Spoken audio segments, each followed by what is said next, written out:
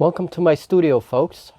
In this video, I want to talk a little bit about 15 millimeter scale figures and show you some from my collection as well.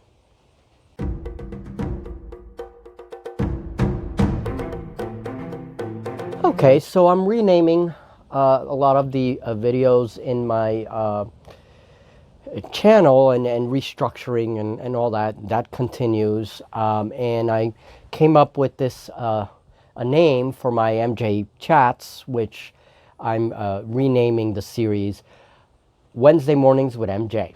So welcome to my Wednesday morning here with coffee. And today's topic, I want to talk a little bit about 15 millimeters scale figures. And I have a few figures I want to show you guys and talk about the manufacturers. And what the video is going to be about mostly is I want to show you some proxies that I'm using from other scales that still kind of fit with the whole 15 millimeter scale thing. I'll show you that in a minute. And also talk about these manufacturers and some of the problems that I had with scale creep. And scale creep is sort of a very loose term. I haven't coined it. It's a loose term in the industry that kind of refers to these differences in scale, despite the fact that you are purchasing the same scale. When you look at different miniatures lines, you get some figures that are bigger, some are smaller, despite the fact that they're all supposed to be the same scale. So one good example of that is some of the 28 millimeter stuff that we saw in some of my previous videos where, for example, the Game of Thrones figures from Simon, they're a little bit bigger. They're a little bit more like heroically scaled. They're bigger, they look bigger, and yet they are 28 millimeters. Same thing with the Rune Wars figures. If you compare Rune Wars, say, to some of the stuff from North Star military miniatures and all that, they're all supposed to be 28 millimeter scale, but the Rune Wars figures are definitely a little bit more heroically proportioned, and that kind of makes them look bigger, right? And there's all reasons for scale creep, and that's topic for another video. If you guys are interested in the whole scale topic, that's something for another video. Today I want to talk about 15 millimeter, and Julie and I are thinking about gaming in 15 millimeter. So I thought, well, I'll get that out of the way. I'll show the collection, and then hopefully sometime in the near future, Julie and I will simply start gaming with 15 millimeter scale, and we'll experiment with a bunch of different games, not just with mass battles. And that's an area where 15 millimeter scale really excels, really gives you the advantage. You can have some really nice mass battles in a small space. So, you know, but we are even going to try some of those skirmish games like Advanced Song of Blades and Heroes, and even Frostgrave, Oathmark. Any of these games, we're going to try in 15 millimeter and see how it works. So before I do that, I want to go and show you the collection that I have and talk a little bit about the different manufacturers and the size differences that you get, this little scale creep that you get in some of these 15 millimeter miniatures lines. So let's go check companies here. There's Battle Valor Games, which are the bigger orcs, and you have Splinter Light Miniatures here and Splinter Light Miniatures there. And of course I make my own regiment trays, so they're on their little homemade trays. So this is one of the first problems I encountered. As you guys know, I love to miniature dip.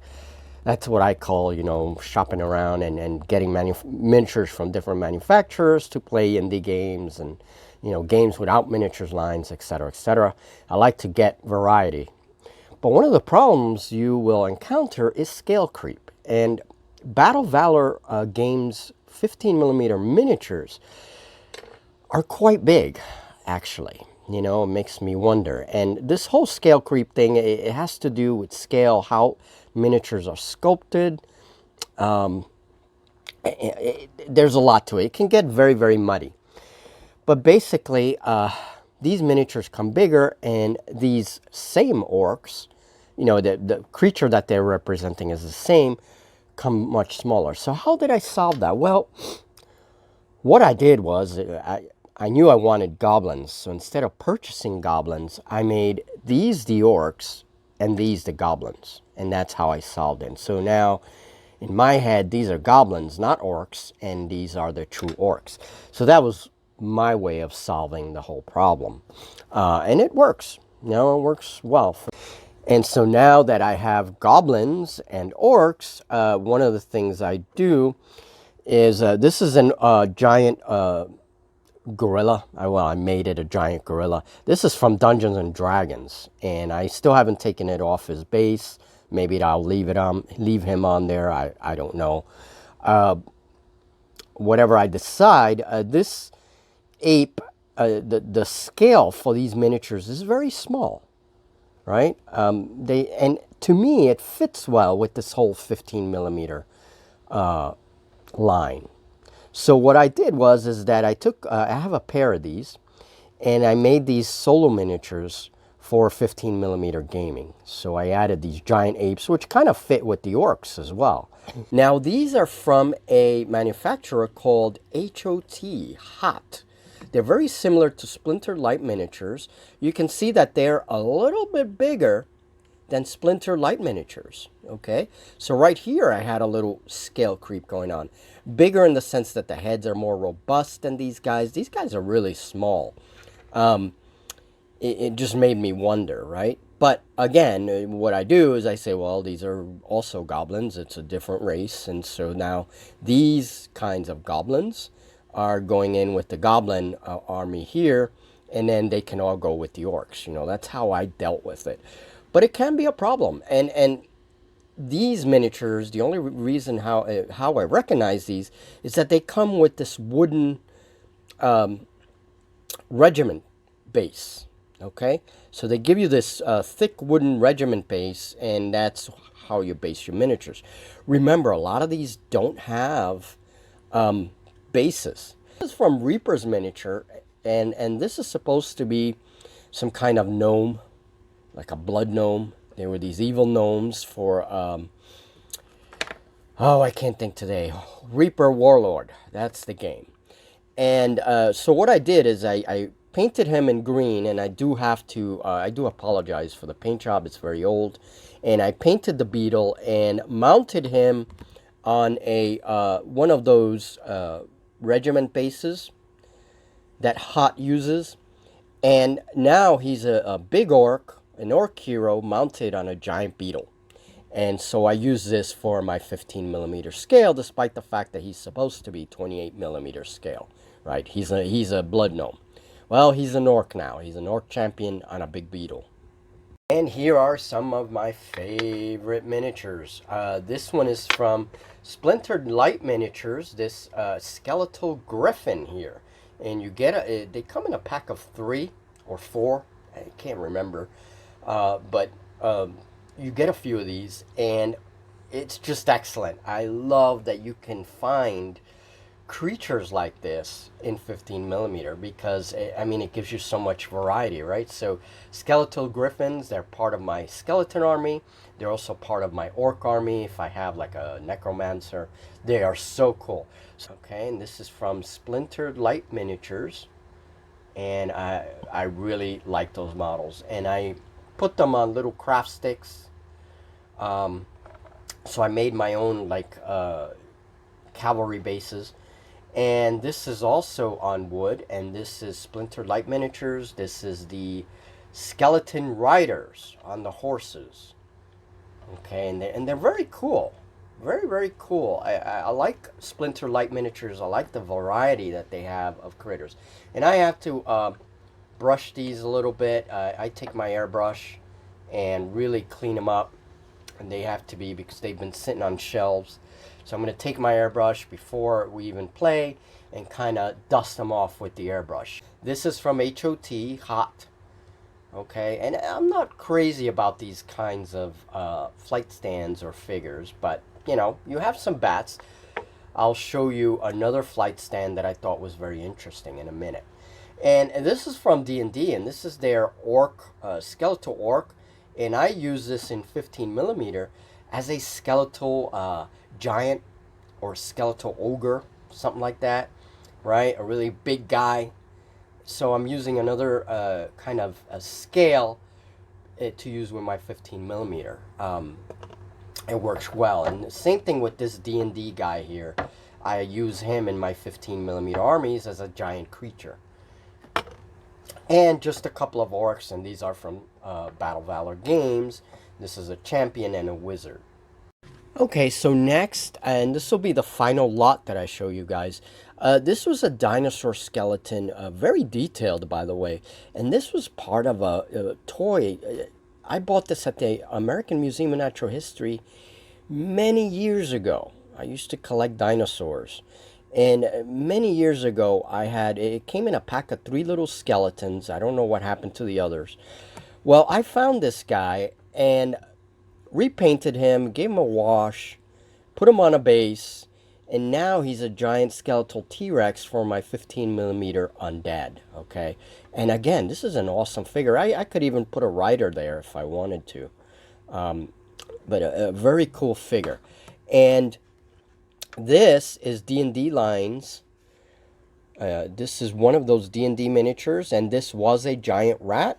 And now I use it in my 15 millimeter armies, undead armies, as some kind of skeletal creature. You know, it could be a giant rat, or I use it interchangeably, you know, as some kind of skeletal bear or whatever. But he's an undead figure, and I do have to redo the chain a little bit. It has a chain here, and it's kind of worn out. The paint is worn out. So again, this is repurposing a D&D miniature. And then we have Spirit Hosts, and I really like these. These are from Splinter Light Miniatures, and you can see the one there with the lantern. He's my favorite. And that's my little Spirit Host. And then, also from Splinter Light Miniature, and this is what I wanted to show you. This is the kind of flight stand for birds that I really like. And this is a Murder of Crows. And just look at how they're all bunched up. They come in this like weird little flight stand that allows you to kind of make a flock of them like this. I love that. I really like that. And of course, these have to be repainted and touched up a little. But I love the way these guys are set up. Okay, they really do look like a mob of birds. And then owl bears. I've actually found owl bears, and this is from Splinter Light Miniatures. They have an awesome variety. But notice the small size. And that's, again, due to scale creep, you know. And so whatever way they chose, their humans are smaller than anything from Battle Valor Games. And since I collect both, that's something, you know, I have to keep in mind when I'm collecting miniatures and putting miniatures together from the different manufacturers. This is Splinter Light Miniatures, and this is a knoll on a warbird. And I just love that idea. I mean, it was so cool to have something so different. And you can kind of see the details on the knoll. This needs a lot of touch up. The paint's starting to wear out.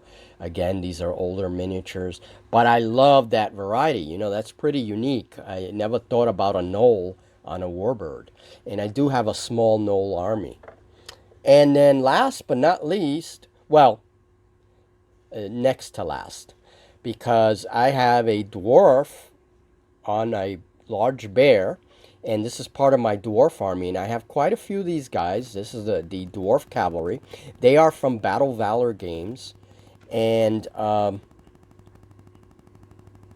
very cool. And actually, I'm rethinking now, and I'm thinking, are they from Battle Valor? I think they are.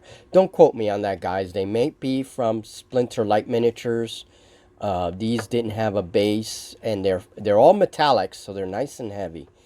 So, I could be wrong on that. Some of these I don't remember exactly, but it's a very cool model. So I'm going to move these away a little bit so I can show the final ones.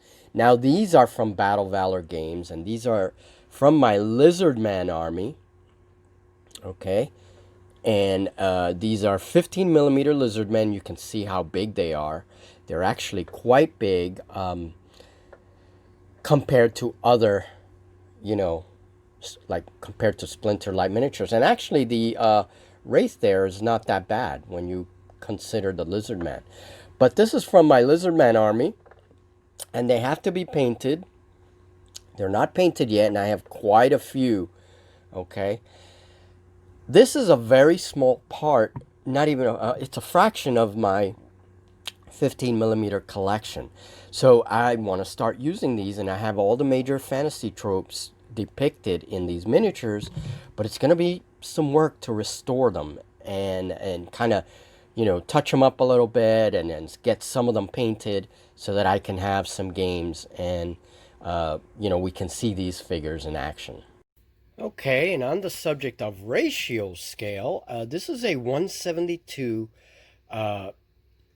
model, and this came as part of a Roman kit that I bought a while back. This had like siege equipment, so I had a couple of these Roman wooden shields on wheels, and a catapult, a scorpion, and a couple of other things, ladders.